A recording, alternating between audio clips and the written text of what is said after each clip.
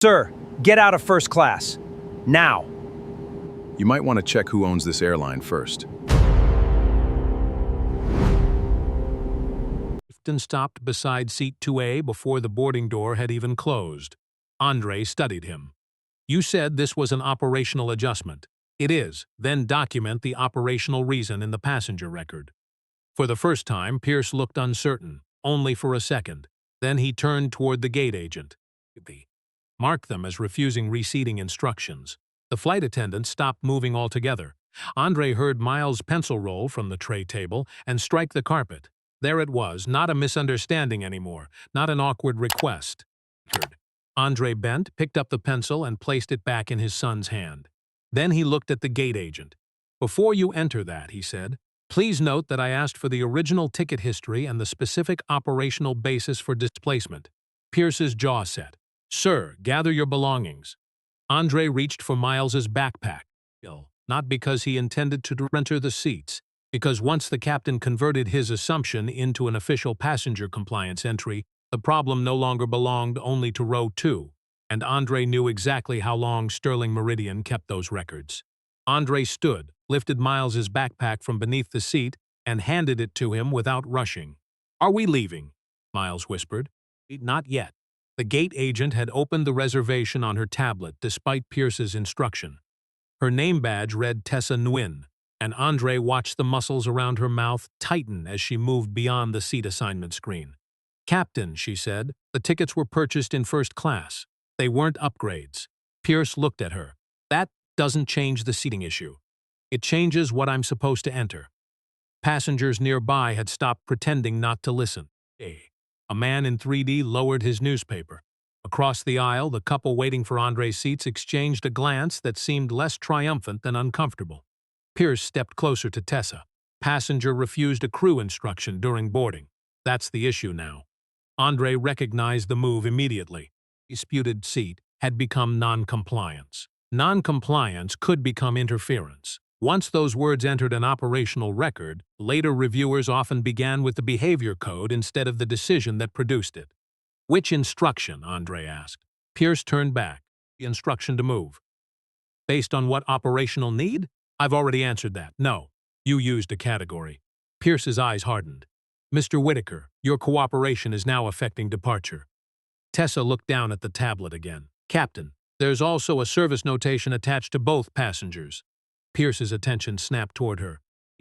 Andre felt irritation rise in him, not because she had found it, but because he had known she would. He could have ended this 5 minutes earlier by naming himself and demanding a corporate verification call. Instead, he had wanted Pierce to follow the same ordinary process available to any passenger. Miles should not have had to sit through the experiment. That realization stung. "Does it say?" the flight attendant asked. Tessa hesitated. "It's restricted." Pierce gave a humorless laugh. "Then it's irrelevant to boarding." "No," Andre said. "Restricted means you verify through station control." Pierce looked at him sharply. "Again, you don't direct my crew." The flight attendant stepped into the aisle. Her badge read Elena Ruiz. "Captain, station control can check it while boarding finishes. 2 minutes, maybe." "We are not turning a seat dispute into a corporate scavenger hunt." The man waiting near the galley finally spoke. "Captain, we can take whatever seats we were assigned originally." His wife nodded quickly. "Really, this isn't necessary." Pierce glanced toward them as if they had violated the shape of the solution he had already chosen. Andre noticed it. So did Elena. Tessa touched the tablet screen. "The original seats are 4A and 4B, both functional. No accessibility conflict." Silence gathered differently now, not dramatically, but practically. The proposed explanation had lost another support. Pierce shifted tactics. "This isn't about those passengers." Mr. Whitaker challenged a cockpit authority decision in front of customers and crew. Andre almost corrected him immediately. Then he stopped. That wording mattered. "Please enter that exactly," Andre said. Tessa looked up. Pierce frowned. "What?" "That I challenged a cockpit authority decision, and include that the decision concerned reassignment from confirmed first-class seats with no documented safety, accessibility, weight, or equipment restriction." "You're making this worse for yourself." Andre glanced at Miles, who was pressing the eraser end of his pencil against the astronaut keychain. Maybe he was, not strategically, personally. He crouched beside his son. I should have handled this faster, he said softly. Cecil. Miles considered that with the seriousness children reserved for adult admissions. Can we still go to the aquarium? Andre smiled despite himself. That remains the plan. When he stood again, Tessa had stopped typing. Captain, she said, I can't code this as refusal until the displacement reason is entered. Pierce stared at her. You're refusing my instruction too. Elena shifted beside the galley cart. She's asking for the required record. That was the first real break in the room. Not support for Andre, support for procedure. Pierce looked from one employee to the other, then at the passengers watching him. Fine, he said. Remove Mr. Whitaker and his son from the aircraft. Station management can sort out the paperwork downstairs. Tessa did not move. Andre's phone vibrated once in his pocket. He ignored it. Mr. Pierce had just crossed the line. Andre had been hoping he would step back from. The captain pointed toward the open boarding door. Off the aircraft. Now. Andre took Miles's hand and walked toward the jet bridge. Behind him, Tessa entered the removal request into Sterling Meridian's departure system. And because she refused to invent an operational reason, she selected the only category the facts supported. Captain directed removal pending station review. That entry automatically preserved the original reservation history. The jet bridge smelled faintly of hot rubber and recycled air. Andre kept Miles on his left as they walked toward the terminal. Partly because the boy was dragging his backpack, and partly because Andre did not want him looking back at the aircraft. Tessa followed several steps behind with her tablet. Mr. Whitaker, station management is meeting us at the podium, Andre nodded. He had expected that. What he had not expected was the vibration in his pocket to come again then a third time. He finally checked the screen. 3 messages from Dana Cole, Sterling Meridian's chief operating officer. Call me before 4:18 pushes. Then, board packet needs your signature. And finally, why is your travel profile showing an involuntary removal? Andre stopped walking. Miles bumped gently into his hip. You okay? Yeah, he was not. The removal code had already reached a monitoring queue tied to executive travel, exactly as the system had been designed to do after a kidnapping threat involving another director 2 years earlier. Andre had approved that safeguard himself. He slipped the phone away. Calling Dana would solve the immediate problem too quickly. It would also turn an ordinary passenger complaint into an executive emergency before station staff had the chance to examine what had happened. But Miles was rubbing one eye now. Andre crouched. Hey, I need you to tell me something, okay? Do you want to keep going today, or do you want to go home? Miles studied the carpet between his sneakers. I want the fish. Andre almost laughed. The fish? At the aquarium. Right. And the sharks. Those two. Miles lowered his voice. But I don't want that captain mad at us again. The sentence took the stubbornness out of Andre. He had spent years telling managers that policies were experienced by people, not spreadsheets. And, when it was his own son beside him, he had let principle become an endurance test. That was my mistake, Andre said. You shouldn't have had to wait for him to do the right thing. A woman in a burgundy station blazer approached from the terminal end of the bridge. Mr. Whitaker? I'm Cynthia Hall, station duty manager. Behind her came an airport operations officer, not security, carrying a small radio. Cynthia gave Miles a quick smile before turning to Andre. I understand there was a disagreement about reseating. Tessa spoke before Andre could. It became a captain-directed removal. Cynthia looked at her tablet. Reason? That's the problem. She took Tessa's device and read the entry. Andre watched her expression change when she opened the ticket history. These were original paid seats. Yes, Tessa said. Any aircraft substitution? No. Broken seat? No. Accessibility accommodation? No. Cynthia looked toward the airplane door at the far end of the bridge. Who needed 2A and 2B? A couple assigned to 4A and 4B. Why? Tessa swallowed.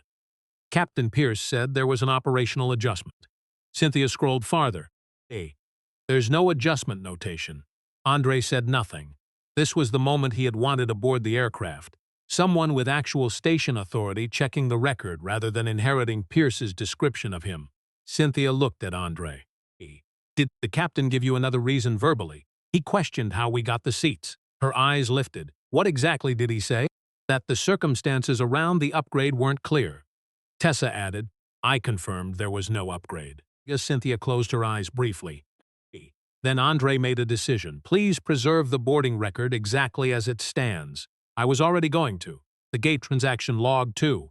And don't change the removal category after anyone learns who I am.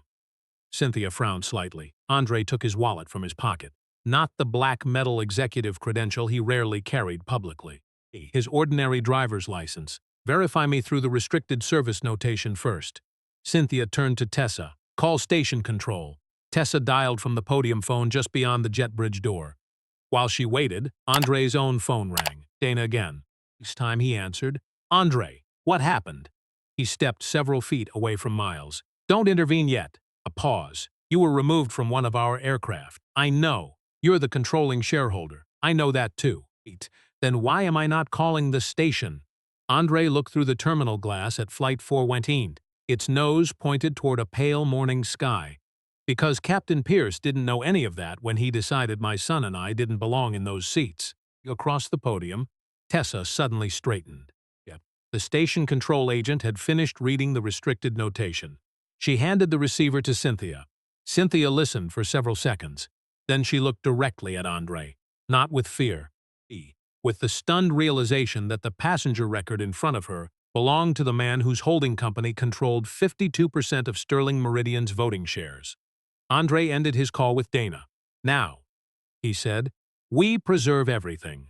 Cynthia did not speak for several seconds after hanging up with station control. Then she looked at Tessa. Lock the transaction history. No edits. Tessa nodded and returned to the terminal keyboard. Andre appreciated the order, but he noticed something else too. Cynthia had not apologized, not yet. She had gone straight to preservation. That was better. Miles had climbed onto the edge of a row of connected seats near the gate and was trying to repair the frayed cuff of his cardigan by pushing the loose thread back through the knit with one fingernail. Andre sat beside him. Want help? You'll make it worse. That is rude and probably accurate. Miles smiled for the first time since leaving the airplane. Andre found a pen in his backpack, used the clip to tuck the loose thread inward, and held up the sleeve for inspection. Temporary repair. Miles examined it. Mom would fixed it better. Andre nodded. She would fixed it before we left the house. That landed between them without either of them trying to make it heavier. 3 years after Simone's death, grief no longer entered every room like an emergency. Sometimes it was just a loose thread, a remembered breakfast, a cardigan she had bought one size too large because children grew when nobody was looking. Cynthia approached. Mr. Whitaker, Flight 418 is still at the gate. Captain Pierce has requested authorization to close boarding without you. Andre looked toward the windows. The aircraft had not moved. What did you tell him? That station review is incomplete, and the passengers assigned to 4A and 4B. They've returned to their original seats. Andre rubbed his thumb across the pen clip. There was no operational problem left, only the record of how Pierce had created one. Cynthia lowered her voice. I need to ask something uncomfortable. Go ahead. If we restore you to 2A and 2B, are you willing to fly with Captain Pierce? Andre glanced at Miles. His instinct said yes, his pride said absolutely. Neither answer belonged entirely to his son. Miles had already said he did not want the captain angry at them again. No, Andre said. Cynthia seemed surprised. I'm not asking you to remove him from duty because I'm an owner. I'm saying I'm not putting my son back under the authority of a captain who just turned a seat dispute into a compliance issue without documenting a valid basis. That may mean you miss this flight. I understand, and Flight 418 may still depart with him. I understand that too. Owning the airline did not make Andre the dispatcher. Pierce's fitness for duty had to be assessed through flight operations, not decided in a terminal because the controlling shareholder was offended. His phone rang again. Andre answered this time without stepping away. Station control confirmed you, she said. Legal wants to know whether to issue an executive hold. No, Andre. Preserve the records. Notify flight operations that there's a disputed captain-directed removal involving an undocumented seat displacement. To decide whether Pierce operates. Dana went quiet. You're drawing this very carefully. I have to. He looked at Miles. I waited too long to identify myself because I wanted the process tested as if I were anybody else. That sounds like you. It was also unfair to Miles. Dana's tone softened. That sounds like you too. Andre almost smiled. Then Cynthia's radio cracked. She listened, answered with her station code, and turned away while a voice spoke rapidly through the speaker. When she returned, her expression had changed. Flight operations wants Captain Pierce off the aircraft for a phone review before pushback. Andre stood. Temporary? Yes. They're not suspending him. B. They're assessing whether the incident and his current judgment create an operational concern. That distinction mattered. Across the gate area, the aircraft door reopened. A minute later, Pierce emerged into the terminal. He saw Cynthia first, then Andre, and Miles. Something in his expression tightened as he registered the station manager, the preserved record, and the fact that Andre was no longer being treated like a passenger who had simply refused to move. Cynthia stepped toward him. Captain, flight operations needs you in the office. Pierce looked at Andre. What did you do? Andre felt the old impulse to answer with something sharp. It pass. I asked them to keep the record intact. Pierce's gaze shifted to Cynthia. Why? She hesitated. Andre could have let her say it. Instead, he turned to Miles. Come on, we're getting breakfast. They started toward the concourse. Behind them, Cynthia told Captain Pierce the truth. Not that Andre was a celebrity, not that he was a billionaire. That the black father Pierce had ordered out of first class was the controlling owner of Sterling Meridian Airlines. Andre did not turn around to see his reaction. He was too busy asking Miles whether waffles still counted if they came from an airport diner. The airport diner served waffles on plates too small for them. Miles attacked his with the concentration of an engineer, cutting off one corner at a time so the syrup would not reach the scrambled eggs. Andre had made the mistake of letting him pour it himself, and a narrow amber river was already moving toward the toast. You built a floodplain, Andre said. Miles looked pleased. It's controlled. That is not what controlled means. Andre's phone rested face down beside his coffee. He had ignored it for 11 minutes. Across the concourse, beyond 2 rows of windows, Flight 41 was still connected to the jet bridge. A catering truck had pulled away. The baggage belt beneath the forward hold had stopped. Departure time had passed by 6 minutes. Andre knew enough about the operation to understand what that meant without checking the company dashboard. Someone was deciding whether Graham Pierce could continue the flight, whether a reserve captain could replace him, or whether the delay itself was becoming the larger safety problem. Miles speared a strawberry. Are you gonna fire him? Andre looked at his son. No. Because you can't? Because that isn't how it works. Miles chewed while considering this. You own the planes. I own part of the company that owns the planes. That sounds like owning the planes. Andre smiled despite himself. The people who investigate pilots have rules too. If I decide the answer because I'm angry, then I'm doing a version of what he did. Miles nodded as if this were unnecessarily complicated. Andre's phone vibrated. This time the caller was Lena Brooks, chair of Sterling Meridian's Safety and Ethics Committee, he answered. Morning, Lena. I doubt that. Andre looked toward the aircraft. What do you have? Flight operations interviewed Pierce. He says the reseating request came from a handwritten note passed forward during boarding. Andre sat straighter. From whom? That's the problem. Lena continued before he could ask. He says he believed the couple in 4A and 4B had been designated for first-class relocation because of a commercial accommodation. He claims he was told your seats were upgrade inventory and therefore easiest to reassign. Andre thought back to Pierce's wording. The circumstances around the upgrade aren't clear. That had not come from nowhere. Who wrote the note?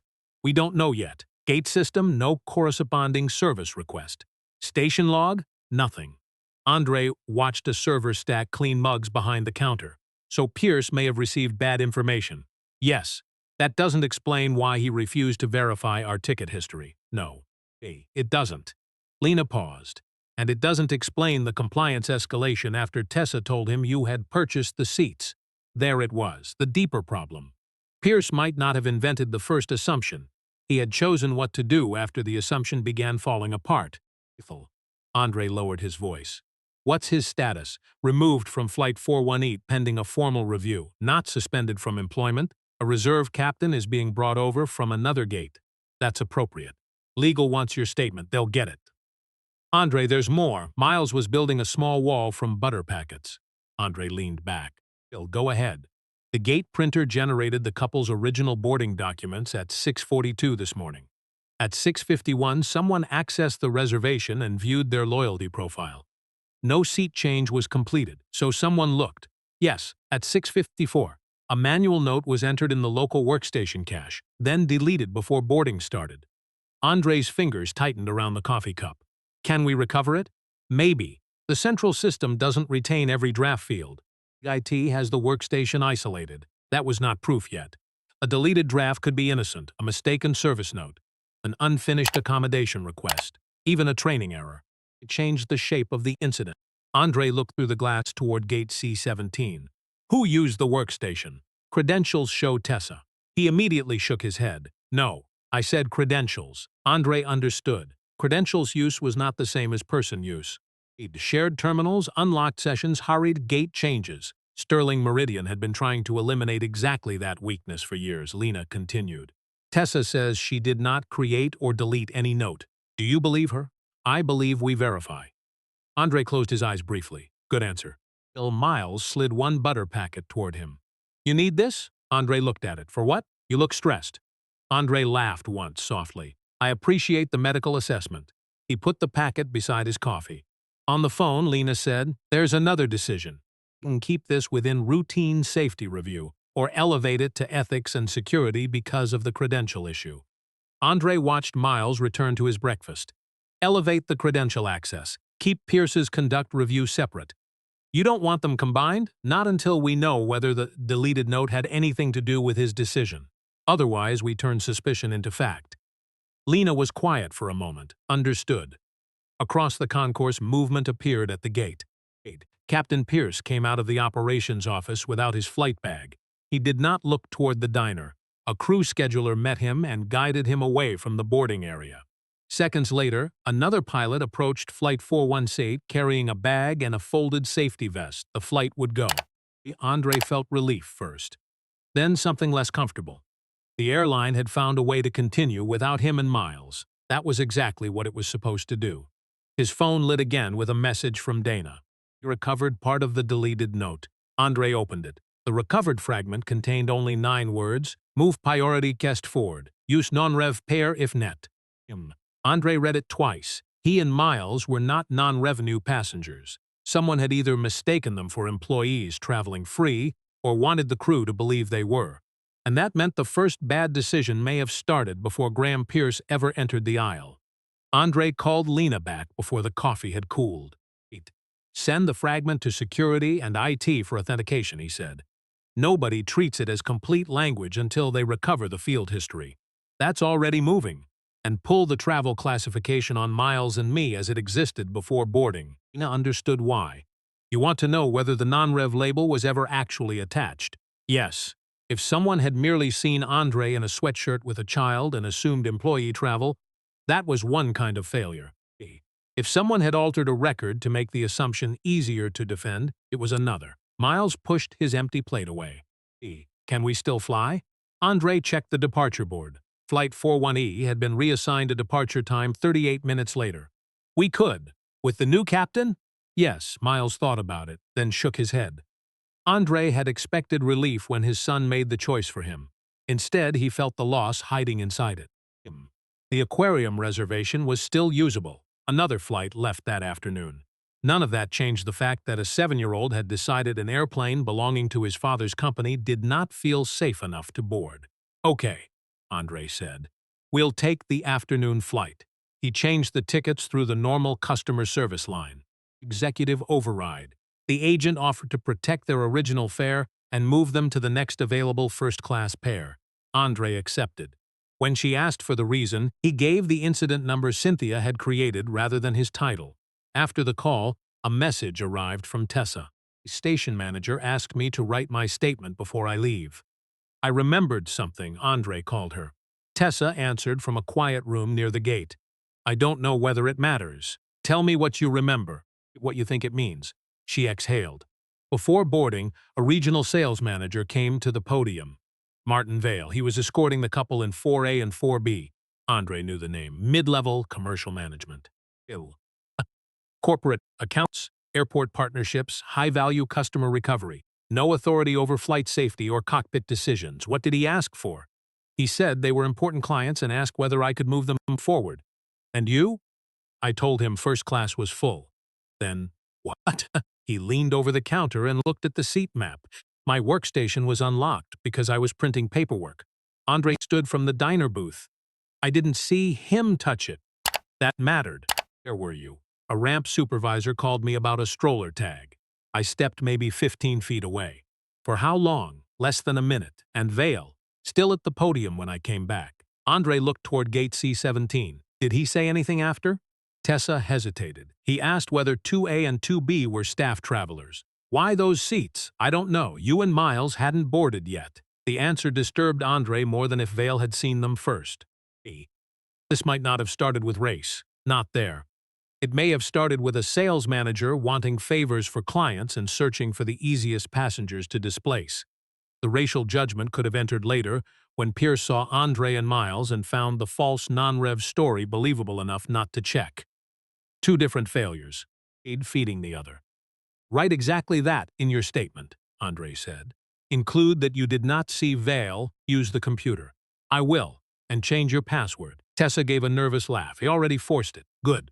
When Andre ended the call, Dana was standing outside the diner. He had not seen her arrive. She wore travel clothes rather than a suit, a carry-on hanging from one shoulder. She had apparently come straight from another terminal. Miles recognized her and waved. Aunt Dana. Dana hugged him, then looked at Andre. You made him eat. He had priorities. So did I. Canceled Chicago. Andre frowned. You didn't need to.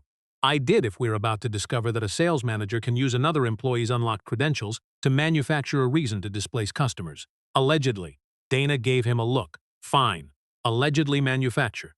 She sat across from him. IT recovered metadata. The deleted draft was created during the 52 seconds Tessa was away from the podium. Andre felt his stomach tighten. Can they attribute the keyboard activity? Not to a person. But security has camera coverage of the podium. That was their decisive test. Not a perfect phone video. Not somebody remembering a dramatic sentence. A fixed airport camera showing who had access to a workstation at the exact moment a misleading note appeared. Dana placed her phone on the table. Security has isolated the clip. Ethics wants you present when they review it. Andre looked at Miles. No. Dana blinked. No? Not with him sitting in an office while adults replay the worst part of his morning. Miles was trying to stack 2 plastic creamer cups.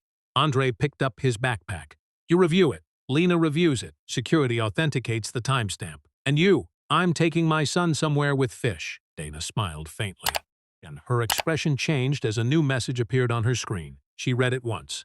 Andre, he stopped. The camera doesn't show Martin Vale typing the note. Andre waited. It shows Captain Pierce at Tessa's workstation. Andre stared at Dana. Pierce. The camera timestamp matches the draft creation window, she said.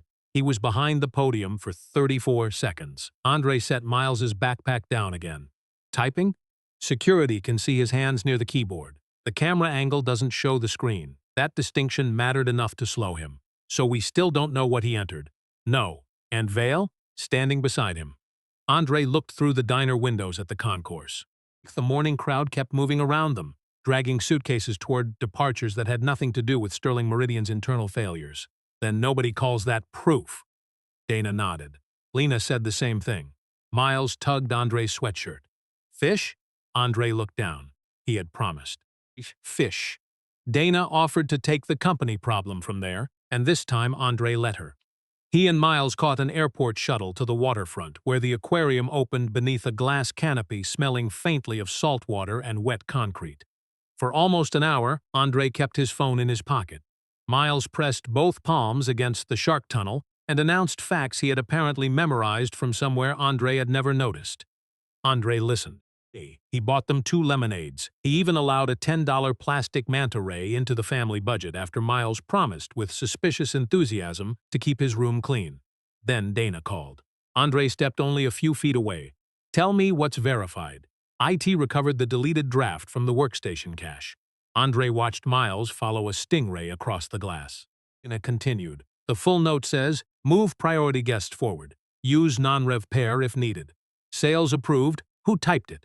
We can't prove that from the cache alone. The session belonged to Tessa. But the camera? Pierce is at the terminal when the keystrokes occur.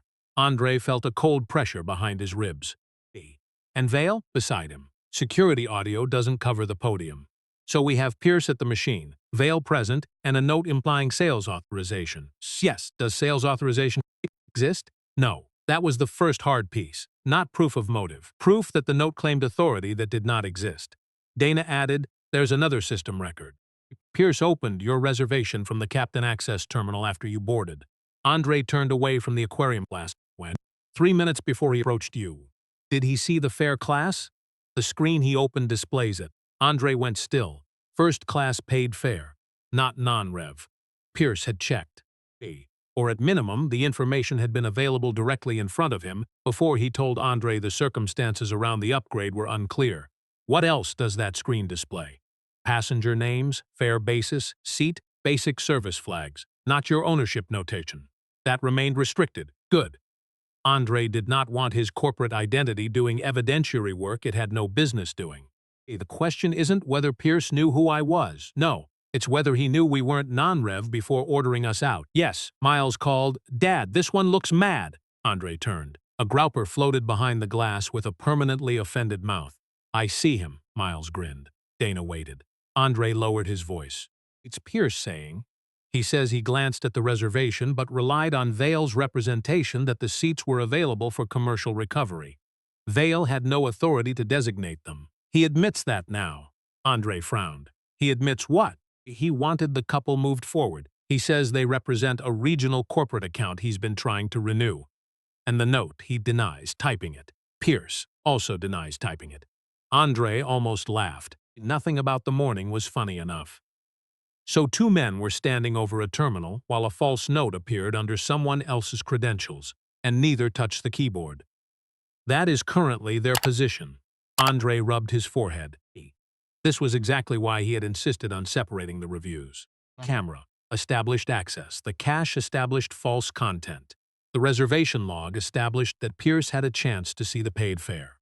None of those facts alone proved why he had chosen Andre and Miles. Together, however, they created a testable sequence. 1. The keystroke timing against the video frame by frame. Andre said, and interview them separately before either receives the other's statement. Already scheduled. Protect Tessa. Dana paused. From what? Her credentials are attached to the note. Until this is resolved, she's the easiest person to blame. I'll tell Lena. Andre looked back at Miles. His son had moved to a smaller tank where children could touch the water. The sleeve of Simone's old cardigan was pushed above his elbow. Anything else? Andre asked. Yes, Flight 48 landed 20 minutes ago. Andre waited. The replacement captain filed an irregularity report after arrival. A flight attendant told him Pierce had instructed the crew before boarding to treat 2A and 2B as likely employee travelers even if the passengers disputed it. Elena? No. Andre's attention sharpened. Who? A junior flight attendant named Caleb Morris. He was in the aft galley during the confrontation, so you probably never saw him. And he heard the instruction before I boarded? That's what he says. Andre looked through the blue water at his son's reflection. The false story had existed before Pierce ever saw Andre in seat 2A, but Pierce had carried it forward after the records contradicted it. Now there was a witness who might establish exactly when that choice became deliberate. By the time Andre and Miles returned to the airport, the afternoon light had turned the terminal windows into pale mirrors. Their new flight was still more than an hour away. Dana met them outside a conference room near Sterling Meridian's operations center, where the carpeting changed from passenger blue to the gray used in employee areas. Miles carried the plastic manta ray under one arm. You don't have to come in, Dana told Andre. I know. The interviews are finished. That's why I'm here. Andre crouched beside Miles. Cynthia had arranged for him to sit in the crew lounge next door with a tablet, snacks, and Elena Ruiz, who had volunteered to stay with him between assignments. Miles looked toward the conference room. Is the captain in there? No. Good. Andre felt the answer like a small weight. He handed Miles the backpack. 20 minutes. You said that last time. Dana looked away to hide a smile. Andre nodded. Fair. 30 inside, Lena Brooks sat at the end of a narrow table with a security investigator and a representative from flight operations. 2 monitors showed different pieces of the same morning. Reservation logs on one, fixed camera footage of Gate C-17 on the other. No Pierce, no Vale. Their interviews had been recorded separately. Lena began without ceremony. Caleb Morris confirms Captain Pierce spoke to the forward crew 9 minutes before boarding. His statement is that Pierce seats 2A and 2B might need to be reclaimed from non-revenue travelers for 2 priority commercial guests. Andre sat down. Did Caleb know who was assigned to the seats? No. So that statement predates Pierce seeing me or Miles. Yes, that mattered. Whatever racial judgment entered the incident had not created the initial plan. Lena tapped the keyboard. The gate camera began playing. Martin Vale approached Tessa's podium. Tessa spoke with him, then walked away toward the ramp door. Vale remained beside the workstation. Pierce entered the frame 10 seconds later. The 2 men spoke. Vale pointed at the monitor. Pierce leaned over the keyboard. The security investigator froze the image. We synchronized the video clock with workstation event logs. And there's a 2-second tolerance. He advanced the footage. Pierce's right hand moved. A keystroke cluster appeared on the second monitor at almost the same moment. Then another.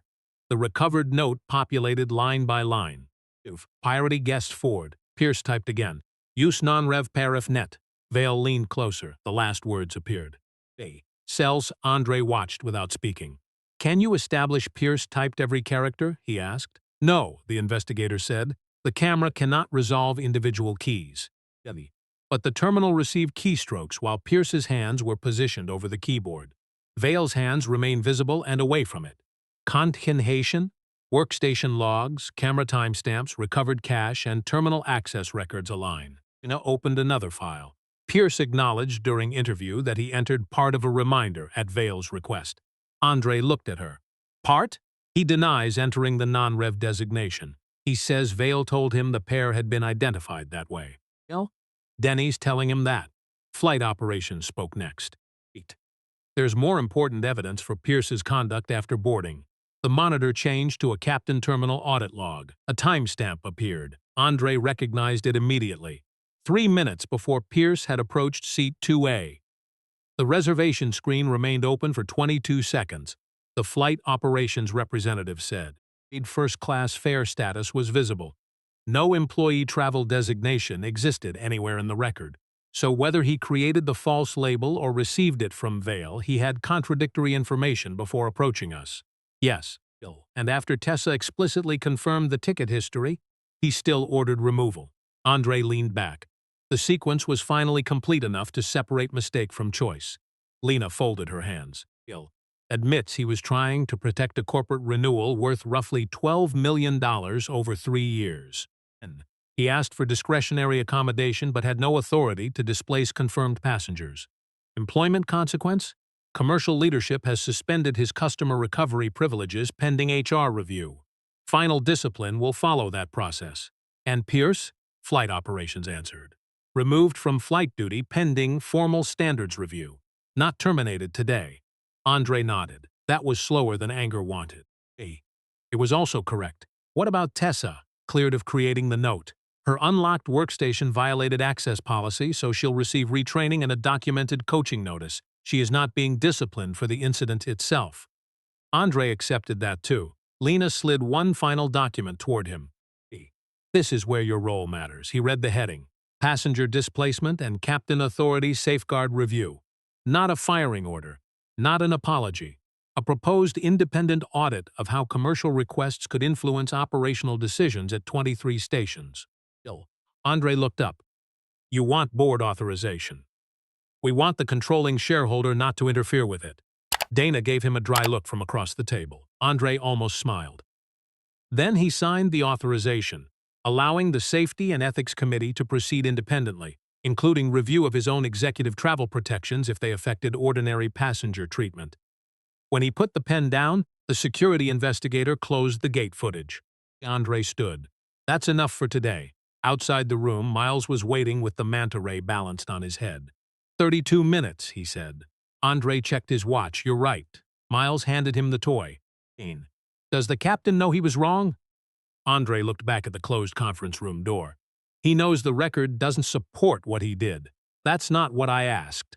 Andre considered the difference. No, he said, not yet. And for the first time that day, knowing the facts felt less important than what people chose to do after they could no longer deny them. The afternoon flight boarded without ceremony. Andre and Miles took 3A and 3B this time, 2 rows farther back than their original seats but still in first class. Miles placed the plastic manta ray beside the window as if it needed to inspect the wing. Andre watched the new captain greet passengers at the cockpit door. Different man, different posture. No hesitation when Miles asked whether sharks could see airplanes from the ocean. "Depends how low we fly," the captain said, smiling. Miles looked satisfied. Andre was not interested in symbolic victories, but the ordinary ease of that exchange mattered more than he expected. Elena came through the cabin before departure and stopped beside them. "Eat it." "Barely," Andre said. Miles pointed at her. "He promised me fish." "I heard." Andre looked at her. "You gave a statement?" Elena nodded. "I did. Was there pressure not to?" She glanced toward the galley. "Not directly, more like advice to keep it factual." Andre understood the phrase. It could be sensible. It could also become a way of shrinking uncomfortable facts until nobody felt responsible for them. "And did you?" "I wrote what I saw." She lowered her voice. "I also wrote that after Tessa confirmed your paid fare, Captain Pierce told me the issue was no longer seating. He said you were challenging authority in front of passengers." Andre remembered the exact moment. "What did you think then?" Elena took a second before answering. "I thought he'd already decided what kind of passenger you were." That was the piece no log could prove by itself. Not motive as a slogan, judgment expressed through choices. Andre nodded once. "Thank you." She moved on. During climb, Miles fell asleep with one hand wrapped around the manta ray's tail. Andre opened the board packet Dana had been trying to get him to sign that morning. He got through 3 pages before Lena called using the aircraft messaging service. The standards review had reached an interim decision. Pierce would remain off flight duty while the company conducted a formal conduct and safety evaluation. His license and employment were not being revoked. Airline did not have authority to pretend a completed process existed when it did not. Martin Vale had been removed from all customer upgrade discretion and corporate account decision-making pending HR findings. More importantly, Dana had approved immediate controls at affected stations. No commercial employee could request displacement of a confirmed premium passenger without a documented service reason. No captain-directed reseating could use vague operational language if the actual reason was commercial. And any involuntary cabin downgrade had to retain the original fare class and reason code in an immutable transaction history. Andre read that twice. Then he called Dana through the onboard link. That last control should have existed already. Yes. It didn't because we designed for fraud, not discretion. Yes. And discretion is where people hide preference. Dana was quiet. That's going in the audit. Andre looked out at the clouds. She hesitated. There's another issue. He waited. The commercial team reviewed Vale's account activity. This wasn't the first time he asked stations to move other passengers for high-value clients. Andre sat straighter. How many? 7 documented requests in 14 months. Were people actually displaced? 3 cases are confirmed so far. Same pattern? Not exactly. Andre was relieved by that answer. 1 passenger had accepted travel credit voluntarily. Another had been moved after a genuine broken seat issue created limited options. The third was still under review because the notes were vague. No clean conspiracy. No convenient pattern tying every case together. Just a system loose enough for favoritism to move through it. What about race? Andre asked. We don't have enough data yet. Then don't imply we do. I won't. Andre looked at Miles sleeping beside him. The morning had been about race even if the first false note had not been. Pierce had seen a black father and child in premium seats, had access to contradictory fare information, and had still found the employee traveler story plausible enough to enforce. Conclusion did not require inventing facts beyond the record. It required looking at the decisions. Dana said, "The board wants a special meeting Monday." Andre sighed. "Of course they do. You own 52% of the voting shares. I've been reminded. They want you to open the meeting." Andre watched the manta ray slide from Miles's lap and caught it before it hit the floor. "No." "No?" Lena opens it. Dana laughed once. "You're going to make everyone uncomfortable. That's the point of independent oversight." 3 days later, the standards review delivered its finding. Pierce had authority to resolve legitimate cabin issues. He did not have authority to invent a commercial justification, disregard fare information, or transform a disputed reseating request into a behavioral violation without documenting the underlying reason. Review stopped short of claiming it could read his private beliefs. It did not need to. His conduct showed unequal credibility, procedural shortcuts, and escalation after contradictory information was available. Pierce was suspended from flight duty for 6 weeks, required to complete command judgment, remediation, and passenger bias training, and placed under a 12-month performance review. Received a longer employment sanction and was removed permanently from Customer Recovery Authority after HR concluded he had participated in creating misleading operational language to benefit a commercial account. Neither man was dramatically marched from a building. Consequences arrived in letters, restrictions, review meetings, and lost authority. Andre preferred it that way. A week later, Sterling Meridian published the first changes from the audit. Andre read the bulletin at his kitchen table while Miles tried to repair the cardigan sleeve with a child-sized sewing kit they had bought after returning home. "You're making that worse," Andre said. Miles did not look up. "Hey, Mom would done it better." "True, but I'm learning." Andre watched the needle go through the wrong side of the fabric, then back again. He smiled. "So are we." His phone buzzed beside the board papers. A message from Lena. The first audit sample had found another station using undocumented VIP recovery language, but this time no passenger had been displaced. A new case, a different mechanism, and a policy that had just been tested before harm occurred. Andre read it once. Then he locked the phone and reached for the sewing kit. Miles handed him the thread. The sleeve still looked imperfect when they finished, but it held.